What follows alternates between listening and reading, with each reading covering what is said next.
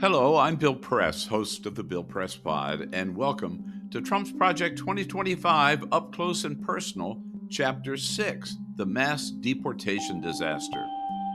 As you know, Trump has repeatedly said that if reelected, he will order the mass deportation of millions of undocumented immigrants. We're going to have the largest deportation in the history of our country, and we're going to start with Springfield and Aurora. Now note, Trump's not just talking about what he calls illegal immigrants. The Haitians in Springfield, Ohio, for example, are here legally.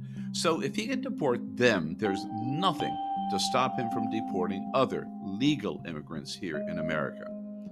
A recent estimate of the cost of this detention and expulsion is estimated to be $315 billion. And that doesn't count the cost to the American economy, the loss in tax revenue these workers pay, or the services they provide. More importantly, it doesn't count the human cost of separating families, devastating communities, and inevitably, mistakenly rounding up brown and black legal citizens of the United States. Sadly, Trump's fear tactics are working on millions of our fellow Americans, which is why it's so important for you to share these episodes with all of your friends and family who may still be undecided about whether to vote at all. In this episode, we tell the very human story of what happens to people on both sides of this disastrous detention and expulsion plan. It dehumanizes both the black and brown people who are rounded up and the men who guard them. The actors Mark Ruffalo and Andrea Guidry tell these stories. We begin at a detention camp in Texas.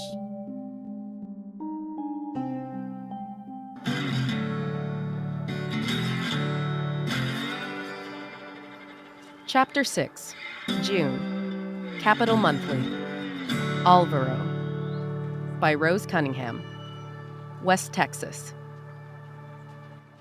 Mama, tengo tanta hambre. I'm so hungry. Alvaro spoke strong English thanks to a grandmother who'd begun teaching him at 3, and almost 3 years of elementary school in Chicago. But Mama preferred Spanish, especially when she was so worn down, too tired to search her mind for words. Didn't you have dinner? She asked. They ran out of food. An older kid stole mine. Again? Did you tell anybody? Who do I tell? The guards laughed as they did it. It was like everything else at the center. It started bad and quickly grew worse. They had less space than ever. More cots, yes, but even more people. Every day, more people. Alvaro lost his cot the 3rd week there. The buildings were more dirty, more smelly, more rat and bug infested. The food tasted worse and worse, and the portions grew smaller. Now, if you were late to the line, they ran out. Tonight, it was late kids who took his food and pushed him down. Then there were the guards. At first they were calm. They looked fresh and clean and young, serious but respectful. But as weeks went by, they grew tired and unhappy, some angry. Then new guards appeared. They were older and much worse. Some were cruel, like the ones who'd laughed in the cafeteria. Some were violent. There had been an initial order to the center, like a large school, just with fences. But too many families and angry guards meant that order quickly disappeared. The prisoners in the camp also changed.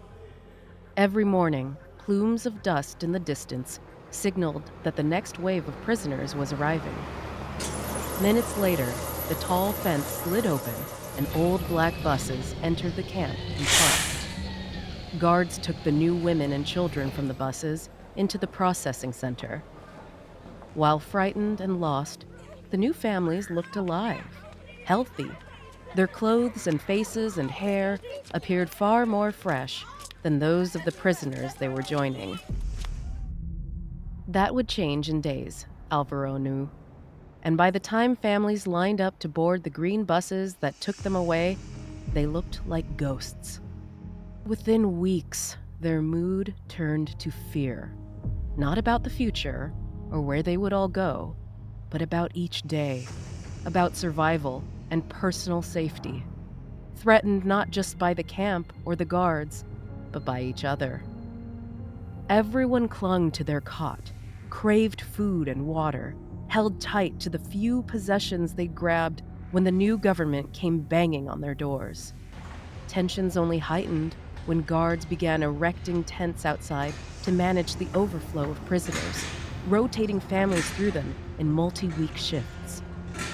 Every 2 weeks or so meant more tents and more rotations.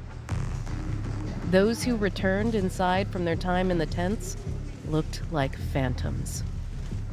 And too often, the fear and desperation from it all spilled into anger. Kids fighting each other, mothers fighting kids, and one another. And now it was stifling hot. Anyone stuck in the tents had no escape from the heat. And during the day, all the kids and healthy mothers were sent outside, so they endured the worst of it as well. Did Manuel help you? I told you, Mama. Manuel has left. Manuel, his final friend. The center was unlike school, where Alvaro made friends, and they stayed friends.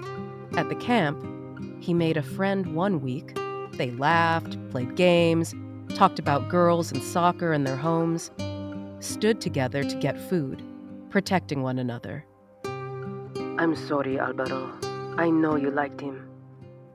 Then one day, that new friend disappeared, driven away in a green bus with no goodbye, like he had never been there at all, which made the center lonely all over again. Mama beckoned to him. Come here, mijo. She lay in a metal cot, next to the thin blanket on the hard floor where Alvaro spent his nights. Hers was one of hundreds of cots in the large room, row after row spread across a concrete floor as large as 8 or 10 basketball gyms from his school in Chicago. The giant room was like a village, talking and crying and yelling, all of it echoing against the walls so that the sound came from all directions. Mama put her hand on his forehead. Her fingers were thin, her palm dry. Then she cast her smile, and for a moment, the entire camp disappeared. All of his tension faded. It was his first and oldest memory, from his youngest days in San Benito. Mama's smile, and all that changed when she cast it. Her cheeks lifted and her eyes narrowed, while Alvaro warmed from the inside. Whatever their troubles, the smile always lifted him. Even when she was taken from San Benito, gone for several years, the memory of Mama's smile assured him she would come back. When she came home, bruised and scarred and quiet, the smile returned once she saw him, and when her cheeks lifted, the pink scars disappeared. And it remained after they escaped to America and moved into the small apartment in Chicago.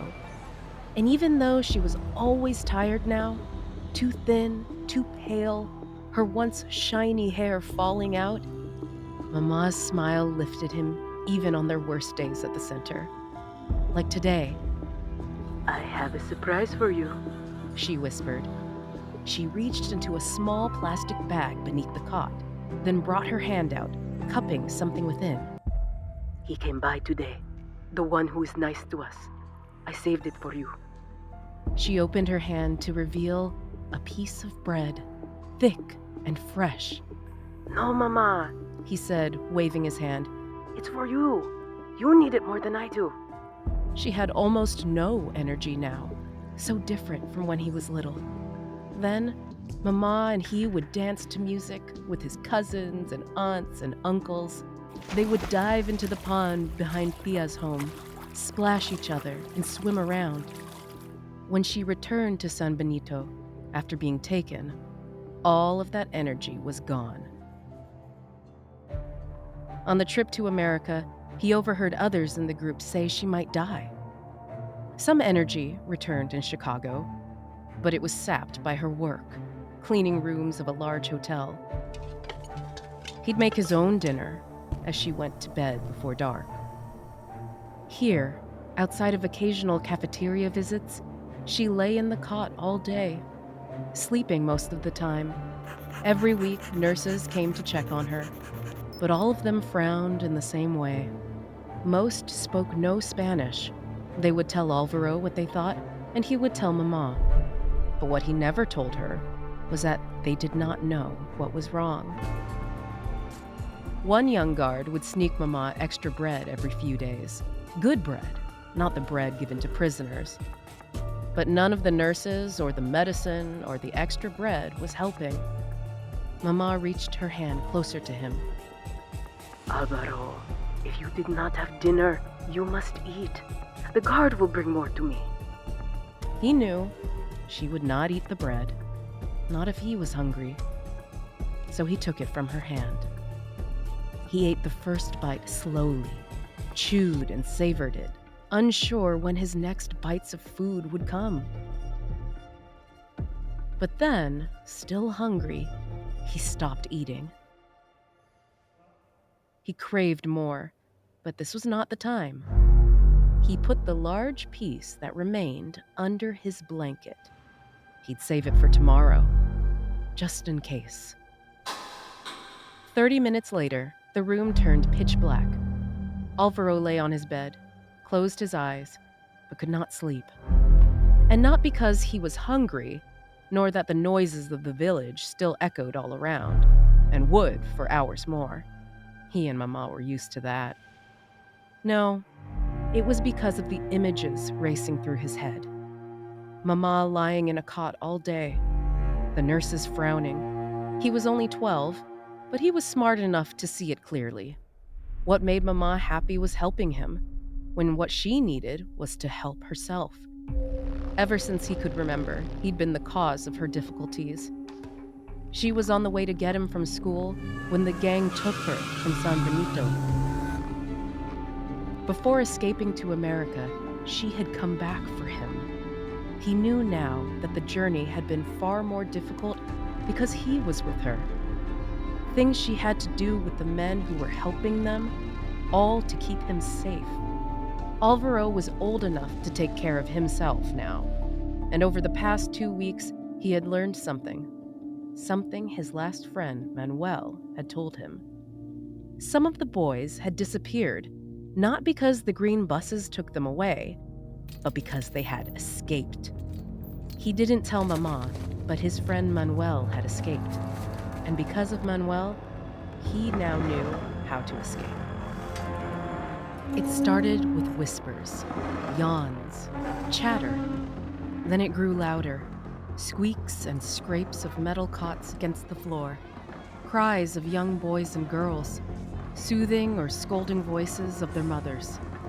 The cacophony of the village stirring all at once woke Alvaro before he ever opened his eyes. Even with the lights on and the noise, he kept them closed for a few seconds longer. Mijo, He yawned. Mijo, you better go get breakfast before the other boys get there first. Alvaro opened his eyes, rose quickly, and walked toward the cafeteria. Women and girls and smaller boys stood at the back of the food line, stepping forward quietly. He grabbed a tray and plastic silverware, then joined behind them. A small girl turned to look at him. She smiled up at him, and he grinned back. She looked clean, fresh. A pink ribbon still clung to her black hair. Definitely a new arrival, maybe on one of yesterday's buses. Hola, He said. hello, She replied in perfect English, better than his. I'm Maria. She politely lifted her hand. He embraced it and shook. Her palm was pudgy and warm. Hi there, I'm Alvaro. Maria's mom looked at Alvaro skeptically, then patted her on the back. Come on, Maria, let's get some food. She had only a trace of an accent. Maria turned the other way. He reached the first station of the line. Pieces of bread lay on small napkins. He grabbed the biggest one he saw. Unlike Mama's from last night, it was thin and dry. He began eating it so nobody could take it from him. It hardly had any taste at all. At the next station were bowls of a watery oatmeal. They'd started serving this every morning about a month ago. Like the bread, no taste. Still, he put a bowl on his tray. Tray in hand, Alvaro followed Maria and her mother to a table that was almost full. A good group. Safe. A finger tapped his shoulder. Are you hungry? Maria asked as she held her cup of water. You are eating so fast? She looked serious, but he couldn't help but smile back. No, I just like to eat fast. She nodded, satisfied. He scooped up more oatmeal and swallowed it. He overheard Maria's mother talking to another woman. We got caught up in this by mistake, She said. We are both U.S. citizens, my husband too. They have us confused for others. I assume they'll get it straightened out. The other woman nodded, no doubt thinking what Alvaro was thinking. They had heard this in recent weeks from new arrivals, people who were swept up by the government and taken to the center by mistake. Confident that the government would be able to correct the mistake. The people who said that were still in the camp. Some had already been taken away in the green buses. Noise at the back of the line caused Alvaro to look over his shoulder again. More large boys arriving. Some were stepping in front of others, leading to jostling and arguing. Alvaro's table was now full, which would protect him as long as no one left before the boys got to the end of the line. Heart racing, he ate faster, slurping the food down. The bigger boys neared the end of the line. 6 of them now, talking loudly. They each had bowls on their trays, but with the smaller portions of late, the larger boys would still grab other kids' food.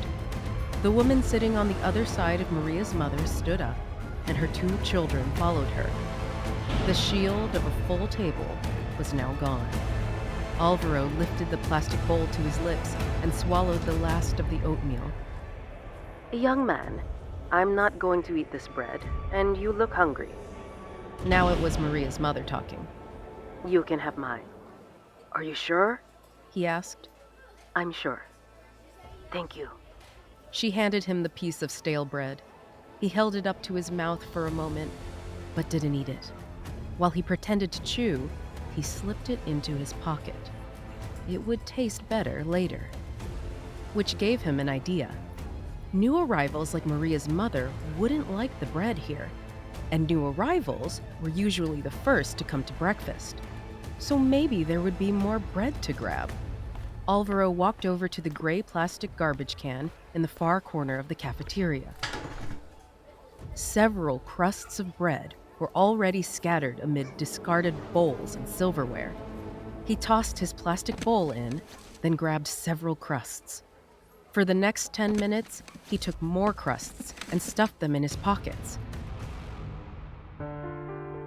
Back at Mama's cot, Alvaro knew he had less than 1 hour.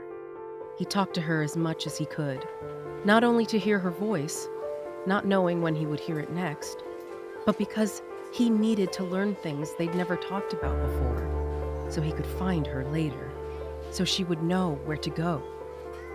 Mama, I remember San Benito so well. Maybe we will go there when we leave here. She frowned. Mijo, it is not a safe place for us. I know, but it is our only home now, and it is small. He knew other cities, large like Chicago, would be too big to find one another. Yes, it is. But remember, it's not safe. That is where I was taken from. They may take me again. Alvaro's stomach nodded. She never talked about being taken, or what happened in the 2 years when she was gone. What caused those scars and her silence? What had changed forever the look in her eyes? Okay, we will find another small town to go to. Have you thought of one? Alvaro, why are you asking me this? I want to get past this place and know where we will be. She smiled at him. I like that. She looked up and around. Do you know where I would go if I could? Exactly the conversation he wanted to have. Where? A town you would love. Where? I played there as a girl. My abuela would take me there. It's where I learned to swim. Where I played soccer on the beach. He waited. It's called Monterrico. He hadn't heard the name before. He'd only seen beaches as part of their escape to America, and he'd only played at a beach in Chicago. Is it small? He asked. Yes, smaller than San Benito, not far from Guatemala City. And the name again? Monterrico. Monterrico. Monterrico. Monterrico. He drilled the name into his head. Monterrico. He repeated. That's where we will go. He looked right into her eyes as he said it, willing her to remember the words. Okay, Alvaro. Monterrico it is. The black buses arrived at the same time every morning, about 30 minutes after the cafeteria closed, and shortly after guards opened the center's doors to go outside. The best time is when the buses arrive, Manuel had whispered last week as they watched black buses enter the camp. Their conversation came after Manuel had been sent to the tents for 1 week. He looked so thin, his eyes so tired. Alvaro remembered every word. The guards are helping with the new arrivals. Between the buses and the tents, they don't have enough people to watch every part of the center at the time many buses arrive. Manuel had then pointed to a section of the fence, past the back side of the building, next to one light post, where the bottom had come loose from the dry soil beneath. That allowed the fence to be pushed up, creating enough space that a smaller-sized boy could squeeze underneath. When Manuel disappeared the next day, Alvaro knew it had worked. And the last time Alvaro had seen Manuel was at breakfast. He'd left when the buses had arrived. Taking even a small plastic bag outside would draw attention. So, after Mama fell back asleep, Alvaro put his second shirt on over his first. He also pulled a second layer of socks over those he already wore, and put on his other pair of shorts over the shorts he had on. The outer shorts also hid the bread crusts in his pockets, and Mama's piece of bread below them. Alvaro kissed Mama on the forehead, stared at her face for a few seconds more, then walked to the nearest door. Others moved toward the door as well. 2 guards, a man and a woman, stopped at the doors and turned to face the growing group. Alvaro stood about 10 people deep in the group, not wanting to stand out. A large hand gripped the back of his left shoulder. He whirled around to see one of the bullies from yesterday evening. The boy, inches taller than Alvaro and far heavier, the fresh look of a new arrival, grabbed the outer t-shirt and pulled it upward. Little man, why dress so warm when it's going to be 100 degrees today? He asked, laughing. Alvaro could barely breathe. They were within earshot of the guards, and the boy was talking loudly. I was cold in here this morning. I'll take it off when I warm up outside. The boy turned to another boy behind him. Alvaro recognized him too, the one who had pushed him to the ground after they'd taken his food. Like many who had already slept in the tents, he had large red sores all over his arms and legs. Look, the little man has 2 t-shirts on. The other boy laughed along, eyeing Alvaro up and down. Thick in the shorts, too. I think our friend is up to something. The words hit like a punch to the gut. They were going to give him away. He was tempted to run back into the room center, but that too would stick out. Please, leave me alone, he said, reaching into his pockets.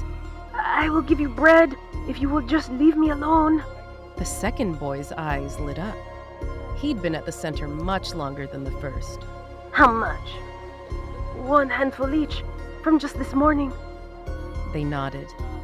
It was a painful trade-off, but the two were about to get him in trouble. He curled his fingers up, grabbing crusts in each hand, but making sure some remained below his fingers. Most important, the fresh piece from Mama, which was buried the deepest.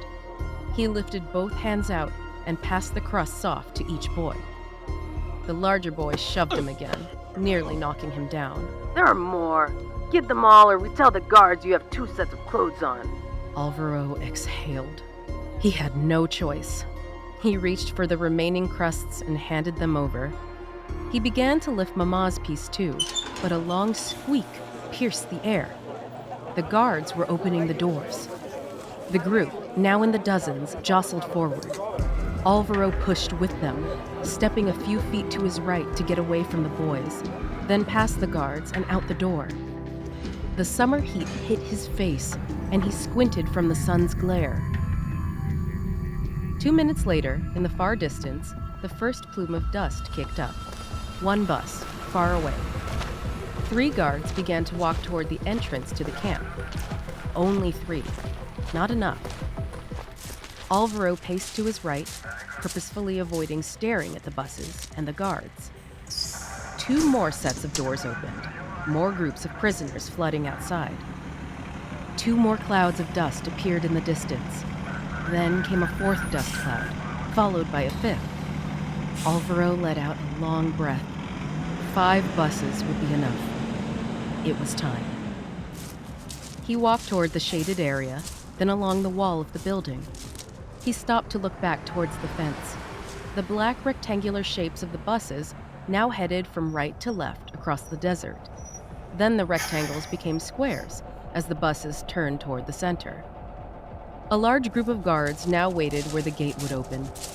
Alvaro walked faster along the side of the building, his path still obscured in the shadows. Brakes squealed as the first bus stopped at the gate.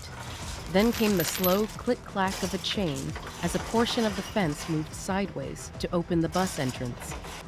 Just before reaching the far corner of the building, Alvaro looked back to see the first bus enter the grounds. Something collided with his ankle and he fell to the ground, thrusting his hands forward to keep his head from crashing against the concrete surface. Trickles of blood seeped out of the corner of each palm, but Alvaro's surging adrenaline stifled any pain. You escaping now? He heard from above. He looked up to see the larger boy from before leaning over him. His skinny friend stood next to him. Alvaro pushed himself up with his hands. He looked down to assess the damage. His left knee was bleeding, and his other wounds now stung as if someone had poured alcohol on them. Mama's piece of bread was protruding from the top of his pocket. Inches from the larger boy's face, a flash of anger trumped his fear. He said one word, See. The boy stepped back, then gestured both hands in the direction of the fence behind them. He knew about the light pole. Well, why didn't you say so? He grinned. Go on through, and don't come back. The more food for us. Alvaro looked up at him in silence, speechless. It was now clear he was braver than they were. He scampered between the two and away from the building. The light pole was not too far now, but the space between was wide open, and only a few prisoners were walking in the area. He would stick out when he crossed. All 5 buses were now parked within the grounds. Passengers were getting off each one, and groups of guards were walking them over to be processed. There were no guards on his side of the camp. Heart racing, Alvaro walked quickly across the concrete. Once halfway there, he sped up to a jog. He reached the light pole. On the right side. Manuel had said. That's where boys are squeezing through. A foot from the ground, he wrapped his fingers around the steel wires of the chain-link fence. He pulled, but the fence didn't budge. He stepped a foot over, pulled even harder, using both hands this time. Still no movement. He clenched his jaw in frustration. But this was where Manuel had pointed. Maybe guards had found the escape and fixed it. He sidestepped another foot. So hard, the chain link wire sliced into the skin of his fingers. Still nothing. An engine revved up behind him. One of the buses was done offloading and was already driving away. Sweat fell into his eyes as his stomach tightened. Soon, guards would walk back in his direction. He moved one more foot to his right. He grabbed the chain link wires as tightly as he could, then leaned back so his entire weight pulled against the fence. His fingers bled more. And it moved. The bottom of the fence slipped up and away from the surface, almost causing Alvaro to fall backward. The engine of a second bus revved up. Alvaro looked back to see that it too was turning around to leave. Time was running out. He lay down next to the fence, flat on his back. Using his left arm, he again lifted the bottom of the fence, pulling it up and over his head, then holding it there as he slid his body under the opening. It was a tight fit. So tight, the sharp edges of the fence's bottom pierced both legs as he slipped them under. He stifled a scream. Once through, he let the fence go and it sprung back into place, tight against the ground. No hole to be seen. Alvaro's blood was pulsing now, every sense heightened. He was free, on the other side of the fence for the first time since becoming a prisoner months ago. Buses 3 and 4 now circled to leave. Alvaro turned away from the center and toward the desert. A warm wind heated his face, dust flying into his eyes. When we come back after a short break, our story continues from a different perspective, this time from a guard at the camp who grapples with the moral dilemma of his role in this oppressive system.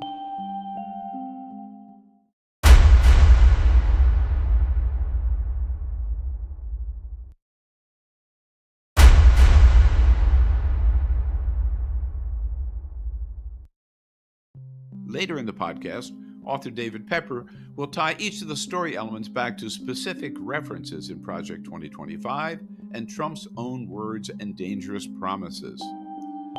But first, the second part of this story, Chapter 6, Part 2, is told by actor Mark Ruffalo. From 7 Avengers movies to the 2024 Academy Award-winning Poor Things, Mark has shown his remarkable range as an actor. Here, he demonstrates commitment to democracy by sharing the story of a guard at the camp, soldier Jake Caldwell. Chapter 6, Capitol Monthly. Jake Caldwell by Kelvin Stegman. West Texas. Another runner 2 days ago! Jake Caldwell dreaded every morning roll call speech. It was already obvious that the wheels were coming off the place. Hell, the wheels were rolling halfway across the desert by now. Hubcaps spinning off in every direction. So Sergeant Waters' angry rants provided a needless reminder of how fucked up things were. The short, stout sergeant with the shaved head and high voice was no more than 5 years older than Jake and his fellow reservists, and he was younger than most of the private contractors who kept rotating through. But Sarge talked to them all like they were wayward teenagers. Another fucking kid! And he was now yelling at the top of his lungs. One of the newer contractors shuddered in front of Jake, but no one else budged. They got yelled at every morning. They were used to it. And you know how I know? Sarge asked, his face pinkish red under his brown bushy eyebrows. No one answered. I know, because the kid was caught stealing from a grocery store in Pecos. That's right, I got another call from another sheriff asking what the fuck we're doing letting so many kids walk away from this place and right into their towns. Sarge paced back and forth in front of the room. While the immense old prison stood at the center of the deportation camp, the guards met in a rickety, prefabricated structure they called the RV. They entered every morning for roll call and to hear their pre-shift orders, stopped back in for 2 meal breaks, then one last time to sign out at day's end. And do you know what I had to tell him? Sarge asked, raising his hands to his sides. I had to tell him I had no fucking clue. Back in school, this is when Jake would have blurted out something landing him in detention. But now he didn't utter a word. He restrained from even shaking his head because what he wanted to say was simple. Well, I have a fucking clue. It was really fucking obvious why the place was falling apart. From day one, they were deluged by numbers they couldn't come close to handling. And every day that went by, with busload after busload dropping off more women and children, made it worse. They didn't have enough room. They didn't have enough guards, or staff, or nurses. They didn't have enough food or medicine. Hell, they didn't even have sunscreen or toothpaste. They didn't have enough cots, not even enough tents, as inhumane as they were. Before the first prisoners arrived, there had been talk of rudimentary classes for kids, organized activities for the women, and regular health checks. Planning for the first week, they'd been given strict schedules to follow to keep prisoners active, productive, and engaged. But once the first wave of buses dumped more than 1,000 people in their hands, all that was scrapped. The fallback plan was more rudimentary. Lights on, a meal, doors open to let prisoners outside and crews disinfect the cavernous space, doors closed late in the day, meal, lights off. That was it. Their bare-bones routine led to general aimlessness at first, but at least there was a semblance of order, basic decorum and humanity. Within a week, it fell into chaos. Then danger. Prisoners fought all the time, at least one stab every few weeks. Guards fought too, largely the contractors. Women and kids grew dangerously sick from the most basic illnesses, ostracized for fear of infection. Some died. As the camp's population soared, new complications emerged. Adding the outdoor tent rotations triggered a new nightmare. In early May, a COVID outbreak forced them to move 6 kids and 8 women out of the camp. 2 of those women died. Flu and measles outbreaks hit both prisoners and guards. Kids were getting all sorts of rashes and sores, worrying guards that they might bring them home to their families. The onset of oppressive heat in the late spring and summer months added a new layer of hell. And amid a late May surge of arrivals, dozens of mothers screamed at the guards that they were there by mistake. They were American citizens, they insisted, swept up by the profiling and bureaucratic snafus. Enough of them told the same story. Jake soon believed them. If you're deporting 15 million people with no due process, the government's gonna fuck up sometimes, right? But when he asked Sarge about it in a Friday roll call, he was told there was no way to confirm their status or send them back. Forget it! If they're getting off a black bus, there's no mistake. Finally, in recent weeks, another problem emerged. The focus of Sarge's morning tirade. Kids were escaping. Things were that bad, Jake explained to his live-in girlfriend, Mary Beth. The cause of the escalating nightmare was crystal clear. The sheer number of women and children at the camp overwhelmed any capacity to handle them, and that created an environment that stripped the humanity away from every single person trapped there. Women, children, and the guards themselves. Which was exactly why a desperate kid dared escape the camp and was caught stealing in Pecos, Texas. Hell, Jake himself would have run long ago. You got something you want to say, Private? Jake heard the question, but was looking down. He was still answering that sheriff's question in his mind. The worst part of the mess was that this was just a single camp in West Texas. Camp number 405. It turned out mass deporting 15 million people in a matter of months, when the entire nation's prison population was a little more than 1 million, was a batshit crazy idea. It meant that there were hundreds more inhumane shit shows just like this camp across the country. Cots and tents and buses, cruel guards, sick mothers, and fleeing children. Death itself. Fittingly, many of these hellholes had actually been set up on the grounds of old Japanese internment camps from World War II. But mass deportation also created all sorts of other shit shows along the way. The papers hardly talked about the camps because the government kept them walled off from view. But the government couldn't hide the reality that wiping millions out of the American workforce had dropped a bomb on America's economy. Businesses and entire industries were shutting down as a result, leading to a surge of unemployment. Shortages of food, goods, and services, combined with higher prices, were upending main streets across America. Hell, Mary Beth had lost her job in April as a result of her restaurant closing down. Sarge's smallish boot suddenly appeared in front of Jake's chair. You got something you want to say, Private Caldwell? Jake looked up. Sarge's round face, frozen in a half snarl, stared back from only a foot away. No, sir. Nothing? Sarge asked. That skull sure made it look like you got something to say. Jake sat up straighter, rolling his broad shoulders back. In another setting, he'd knocked this asshole to the floor with a single uppercut. His 6'2" muscular frame and years of boxing meant that little shit wouldn't be getting up either. I want one thing, actually. We need to get to the bottom of why these prisoners are escaping, sir. Sarge took a step back. Damn right we do! He looked around the room, then back Jake's way. Private, I'm going to put you in charge of that mission, and you can pick one other person from this unit to help you get to the bottom of it. Yes, sir, Jake said. You don't sound too happy about the assignment, Caldwell. Jake sat up even straighter, then rubbed his hand over his high and tight crew cut. Oh, we'll get to the bottom of it, sir. We'll figure out why anyone would want to leave this place, how they're doing it, and put a stop to it.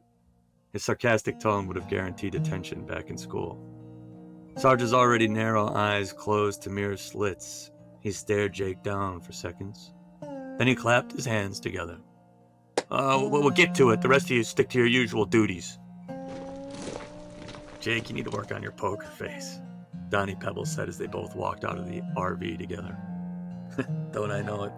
Jake laughed. And I was trying my best, too. And congratulations, now we both get to do a shitty assignment because of my poor acting. And it was a shitty assignment. Prowling outside in the punishing heat, chasing down broken kids, understandably running from this nightmare. Just as bad the assignment would take him away from what he enjoyed most about a job he never signed up for. After observing comings and goings in the cafeteria over breakfast, Jake and Donnie walked to 2 double doors. At 9:30, on the nose, they held them open as women and children walked outside. Minutes later, 6 buses entered the grounds. They approached the second bus and lined up the new families who exited. Let's check out the perimeter to find out where they're escaping, Jake said. Look for kids' tracks on the other side and for places where the fence is loose enough for a kid to crawl underneath. Jake walked right while Donnie went left. A stiff breeze blew both warm desert air and dust into his face. He donned sunglasses to shield his eyes, but the wind also meant one other thing. Any footprints of boys escaping would have disappeared. So Jake simply focused on identifying any weak spots in the fence. He knelt down, tugged hard against the bottom, took a few steps forward, then tugged again. Why so many boys were escaping became obvious in minutes. Every 20 feet or so, the bottom of the chain-link fence would pull loose. Usually loose enough that even a large boy could fit underneath. Probably most of the moms, too. Treading forward under the punishing sun, he counted up the loose sections he found. He stopped once he reached 15. Looking back, he could see Donnie doing the same thing. Walking, pulling, stopping. Walking, pulling, stopping. And every 20 feet or so, Donnie pulled the fence at least inches from the ground. Jake jogged toward Donnie across the hot pavement, then whistled loudly. Donnie walked toward him, smirking. Well, it looks like MacGyver forgot an important detail when he reopened this place. Jake smiled back. Right, you think a secure fence would have been step 1. Jake briefed Sergeant Waters after scarfing down his daily BLT sandwich and chips. Fine, we'll put an order in, Sarge said. But beginning tomorrow, I want you 2 watching that fence like hawks. No more escapes. But what if it's a big bus day? Forget the buses. I'm bringing in more contractors. You watch that fence. Yes, sir. But for the rest of the day, return to your normal duties. Yes, sir. As he stood up, Jake plunged his hands into the pockets of his pale olive green pants. He had 3 pairs of them, and wore one of them every day. For one reason. As he ate his own lunch, their deep, baggy pockets enabled him to sneak large slices of bread into them, below the table. Even better, when he stood up with his hands in his pockets, no one noticed the bread, and the pants' large back pockets allowed him to take at least 2 more slices. With lunch done and his bounty in hand, he walked over to the old prison alone.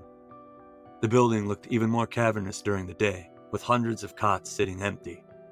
Beyond the cleaning crew trying to tamp down the stench, and nurses making the rounds, the only people who remained were women too sick to step outside, if they could walk at all. And that number had grown through May and early June. He walked 4 different routes, 2 each day. To keep things simple, the routes only varied as women came and went. When one woman was hauled away on a green bus, he'd find another to replace her. Route 2 was up today. He walked 6 rows into the sea of cots, then turned right. The first woman on Route 2 looked his way. Like her, the women along his route knew the schedule. They smiled up at him as he appeared 20 or so feet away, then looked away as he approached. No one on his routes wanted to be the reason he got caught. Getting fresh bread every other day was too valuable. He dropped a piece of bread onto the first woman's cot. She mouthed the words, "Thank you," as they always did. Some said, "Gracias." But she didn't look at him as she said it, just as he didn't look down as he dropped bread. He ambled straight, turned another corner, and made his way to the next cot along Route 2, then the next. From a distance, it looked like he was making rounds any guard would make.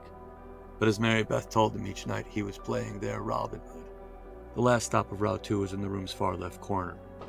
The woman there appeared to be struggling more than anyone on his 4 routes. He would occasionally ask the nurses what ailed her. None knew. His heart broke whenever he approached her cot. She usually was lying down, with her eyes open, clearly awaiting his arrival and not wanting to miss the delivery. Her hair, a mix of black and gray, was thin and falling out. Tangled strands usually lay on the blanket. Her face was gaunt and a yellowish pale. Her high cheekbones jutted out. Most prominently, long scars crossed diagonally down each cheek. Another appeared just below her chin, and a fourth cut through part of her neck dangerously close to her carotid artery. He guessed that, like a good number of the women here, she'd been in the country on a T visa, reserved for victims of human trafficking or victims of other crimes, but now eliminated as part of the nation's new mass deportation policy. So even women like her, having been saved from hell by the United States, were being sent right back to the danger they'd escaped. Victimization should not be an invitation to being in our country, the talking heads repeated on television. I wish they could see the faces of the victims they're kicking out, Jake often said to Mary Beth. Jake approached the last woman on Route 2, his longest-standing customer. She raised her head and looked over. He reached into his pocket. Because of her condition and how long he'd served her, he always saved her the biggest and thickest piece. He dropped it on her blanket. Unlike the other, she didn't say thank you in either language. Instead, she smiled. She always smiled. And as it lifted her cheeks in a way that hid her scars and narrowed her eyes into upside-down crescents, her smile was as beautiful as any he had ever seen. He nodded and walked away. Sergeant Waters was more subdued the next morning. No angry sheriffs had called, no escapees reported, and the entire fence would be secured the following week, including with new layers of barbed wire. "In the meantime," he said, looking at Jake and Donnie, "no one gets out." Rather than going to the prison doors or to the buses, Jake and Donnie headed to the center's vehicle depot. 10 minutes later, they drove out on ultra-terrain vehicles. Even though they'd be stuck outside, the camouflage UTVs reminded Jake of the ATVs he raced as a kid. Maybe this assignment would be a nice change of pace after all. "Let's head to the far side," Jake yelled over the breeze. No one would try to escape near the front entrance with all those guards there. Donnie gave him a thumbs up. Helmet and goggles on, they sped around the outside of the fence. Even with the helmet on, the flying dust stung Jake's cheeks. Jake came to a stop at a far corner of the fence line, Donnie pulling up next to him. "If they're going to run and be back here while all of us are looking the other way." Donnie nodded. Some bushes and boulders appeared in the distance. "I say we split up but close enough to see each other. Post up behind some bushes or rocks and wait to see if a kid crawls under. I'll head off to the far right, you go straight." Sounds like a plan." They separated, speeding off at an angle away from one another. Jake stopped after about a quarter of a mile, hiding the UTV behind a clump of large prickly pears. In the distance, Donnie pulled up behind a small rock formation and ducked down. Jake lowered himself to the ground and waited. For minutes, nothing stuck out. The first bus entered the camp, then the second. Groups of guards led one group of new detainees to the processing center, then headed back to guide the next. It was when the third bus entered that he first saw movement at the far left corner of the old prison building. A small figure emerged from behind the building, alone, moving in Jake's direction. Like Jake the day before, the boy began tugging at the fence, testing for openings. He sidestepped a few feet, tried again, while looking back at the buses. After the fourth or fifth tug, the boy lay down. He must have found a loose spot. He pulled the fence hard and it bent upward. It was a tight fit, but he pulled himself under and through and stood up on the other side. Made it look easy. The boy looked around for a moment, then sprinted directly in Donnie's direction. Hidden from the boy but in Donnie's line of sight, Jake waved his hands in the air, then pointed. Donnie returned 2 thumbs up. They remained down as the boy sprinted across the flat, dry surface of the West Texas desert. 2 minutes later, the boy drew even with Donnie, passing about 30 feet to the right of the boulder shielding him. That's when Jake hopped on his UTV and sped Donnie's way. Donnie followed suit. Hearing the sound of Donnie's engine, the boy looked over his shoulder but kept running. Larger clumps of prickly pear lay 50 feet in front of him, surrounded by more clusters of rocks and boulders. He was clearly looking for cover. With Donnie chasing behind, Jake beelined it to the other side of the rocks. A minute later, he came to a stop, puffing from the rush of the chase. Then he waited. Any second now, the boy would appear, Donnie right behind him. Seconds passed, but the boy didn't emerge. And beyond the breeze blowing past his ears, it was quiet. Donnie's engine was off. Then, above the breeze, came a scream. Fuck! A high-pitched shriek of pain followed. Not a boy's voice, but Donnie's. Jake jumped back on his vehicle and drove around the boulders. 4 thick black tires faced the sky, 2 of them spinning. The UTV was flipped upside down, pinning the lower part of Donnie's body underneath, and a skinny boy, looking about 10 or so, was pushing against the UTV. Donnie screamed out again. Jake pulled to within feet of the overturned UTV. The little punk broke my leg, he yelled. The bone is sticking out of my fucking ankle. The boy looked at Jake, clearly unsure if he should run or stay. Jake ran up to the UTV, leaned his shoulder against it, and started pushing. The kid watched. Help me, he yelled to the boy. We need to get this off him. Okay, the boy said. He lined up next to Jake and pushed too. The UTV moved a few inches, but that was it. Donnie screamed again. Jake ducked lower to gain more leverage. Push harder, he yelled, powering through his legs. He and the boy groaned together. The UTV inched upward. Jake leaned in to hold it there. That's all we're gonna get, Donnie. Crawl out, now! With a grunt, Donnie pulled himself out from under the UTV and past Jake. He flopped over, flat onto his back, crying out. Jake and the boy jumped away and the UTV crashed to the ground. Thank you, he said to the boy. The boy stepped back. He put his hands in the air to show they were empty. Both his palms and his knees were badly scraped. Dust covered the lower half of his face. He must have fallen as he ran, somehow triggering Donnie's crash. The boy eyed Jake, again weighing whether to run. His weight shifted side to side. But then he looked down. To his right, something lay on the ground. Jake looked to see what it was.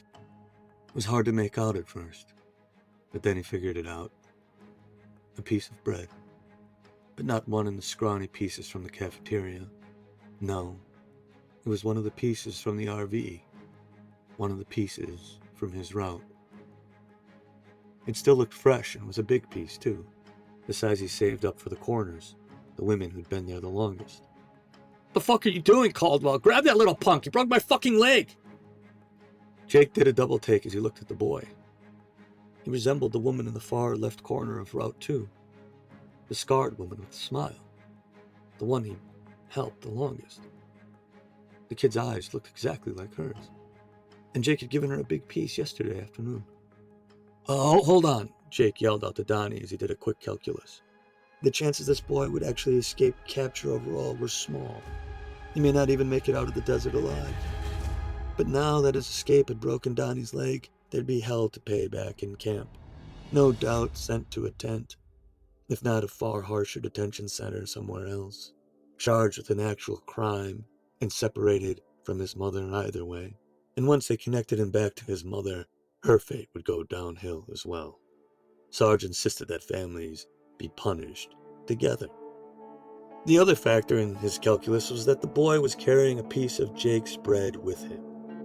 This risked ending Jake's routes, his favorite part of an awful job. But that's not really what weighed on him. What did was that, ill as she was, his mother wanted her son to have it. And that settled it. Her wish would be respected. He glanced at the bread, nodded, and winked.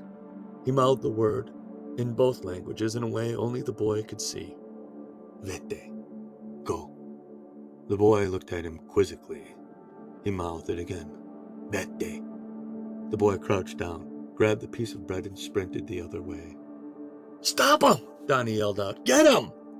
Jake turned toward Donnie and grimaced at the sight of the sharp end of white bone sticking out of Donnie's bleeding ankle.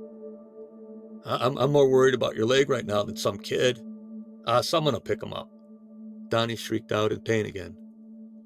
Someone will probably pick him up, Jake thought to himself, pulling his phone out of his pocket to call for help. But it's not going to be me, not Robin Hood. And if he got sent to detention for bringing a trace of humanity to this fucking catastrophe, so be it.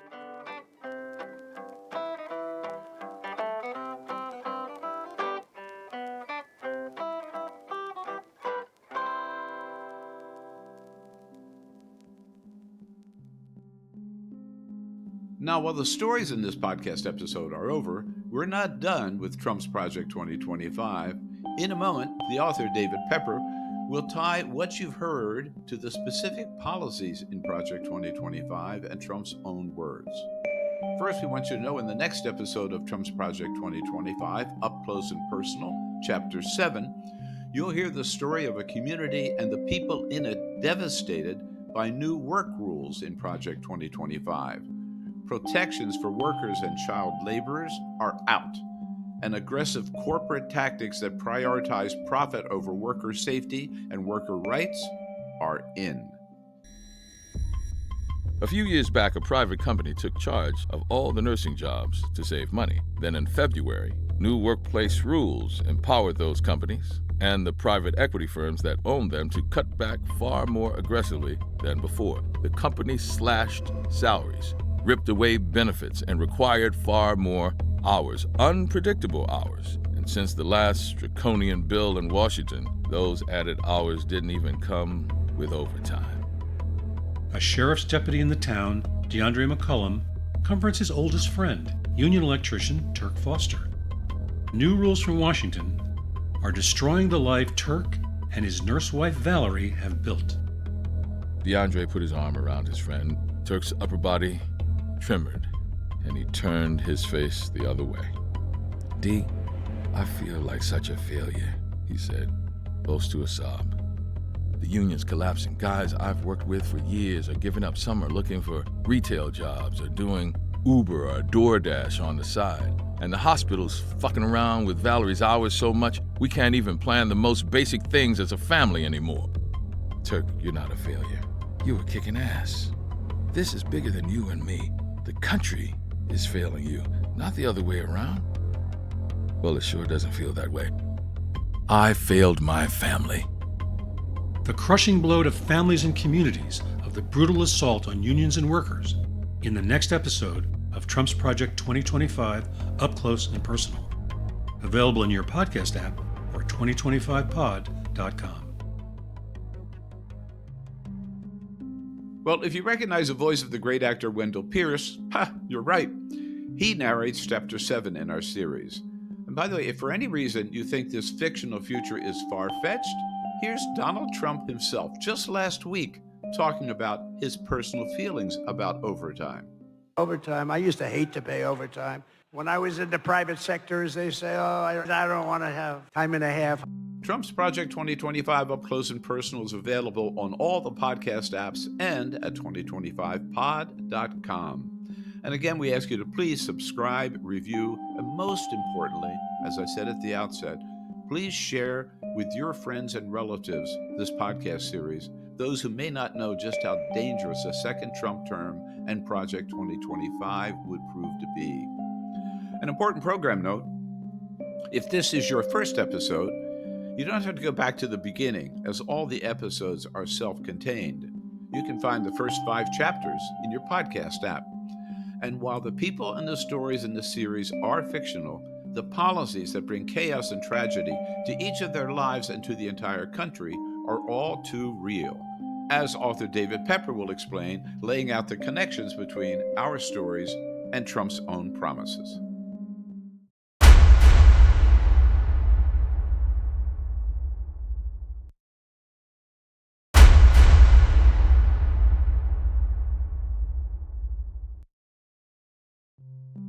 Again, while this story is fiction, it's based on actual policies contained in Project 2025 and in Trump's own words.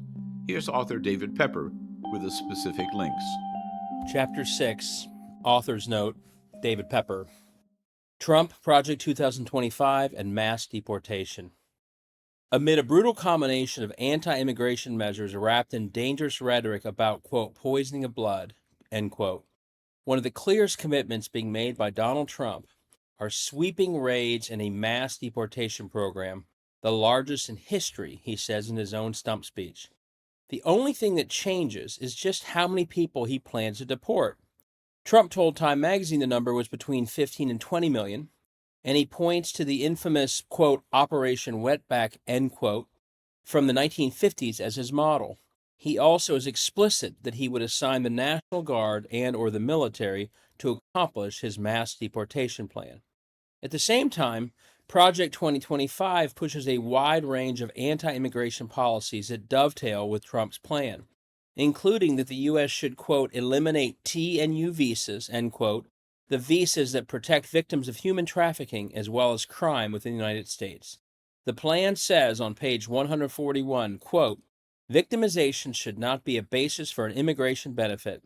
Pending elimination of the T and U visas, the Secretary should significantly restrict eligibility for each visa to prevent fraud, end quote. Project 2025 also calls for ending policies that ensure minimal safeguards for detention camps, including the conditions for children, and calls for, quote, authority for low-level temporary capacity, for example, tents, once permanent space is full, end quote. That's on page 151. Tents are currently not permitted. In a lengthy New York Times article, Trump and his leading advisors on immigration, including Stephen Miller, explain details of their plan. Quote, Trump plans to scour the country for unauthorized immigrants and deport people by the millions per year. To help speed mass deportations, Mr. Trump is preparing an enormous expansion of a form of removal that does not require due process hearings. To help immigration and customs enforcement carry out sweeping raids, he plans to reassign other federal agents and deputize local police officers and National Guard soldiers voluntarily contributed by Republican-run states. Mr. Trump wants to build huge camps to detain people while their cases are processed and they await deportation flights. And to get around any refusal by Congress to appropriate the necessary funds, Mr. Trump would redirect money in the military budget, as he did in his first term, to spend more on a border wall than Congress had authorized. Quote, following the Eisenhower model, we will carry out the largest domestic deportation operation in American history, end quote. The reference was to a 1954 campaign to round up and expel Mexican immigrants that was named for an ethnic slur, quote, Operation Wetback, end quote. Trump advisors' vision of abrupt mass deportations would be a recipe for social and economic turmoil, disrupting the housing market and major industries, including agriculture and the service sector. Because of the magnitude of arrests and deportations being contemplated, they plan to build, quote, vast holding facilities that would function as staging centers, end quote, for immigrants as their cases progress and they await to be flown to other countries. Stephen Miller said the new camps would likely be built, quote, on open land in Texas near the border, end quote. He said the military would construct them under the authority and control of the Department of Homeland Security. Such camps could also enable the government to speed up the pace and volume of deportation of undocumented people who have lived in the United States for years and so are not subject to fast-track removal. If pursuing a long-shot effort to win permission to remain in the country would mean staying locked up in the interim, some may give up and voluntarily accept removal without going through the full process. Quote, state National Guard troops and local police officers, at least from willing Republican-led states, would be deputized for immigration control efforts. Immigration efforts warn that together, these policies, their scale and justification, risk returning to some of the darkest days in American history. In Newsweek, one explained, quote, Trump's advisors have already laid out plans to loosen migrant detention standards to enable the creation of sprawling detention camps in a haunting reimagining of the World War II internment camps that held Japanese Americans, end quote. And in Scientific American, one expert explained, quote, unleashed on anything close to the scale under discussion, the project Trump and his henchmen are proposing will be lethal to the targeted groups, catastrophic to the stability of the country, and extremely difficult to undo. Bottom line, Trump's massive deportation plan is an absolute nightmare. Trump's Project 2025 Up Close and Personal is available on all the podcast apps and at 2025pod.com. Now, we'd like to thank all the artists who volunteered their time to make this episode: Mark Ruffalo and Andrea Guidry, who read Chapter 6, and others who contributed character voices. Sound design by Marilys Ernst and John Moser. Trump's Project 2025 Up Close and Personal is written by David Pepper and produced by Pepper, Melissa Jo Peltier, and Jay Feldman, and is a production of Ovington Avenue Productions and the Bill Press Pod.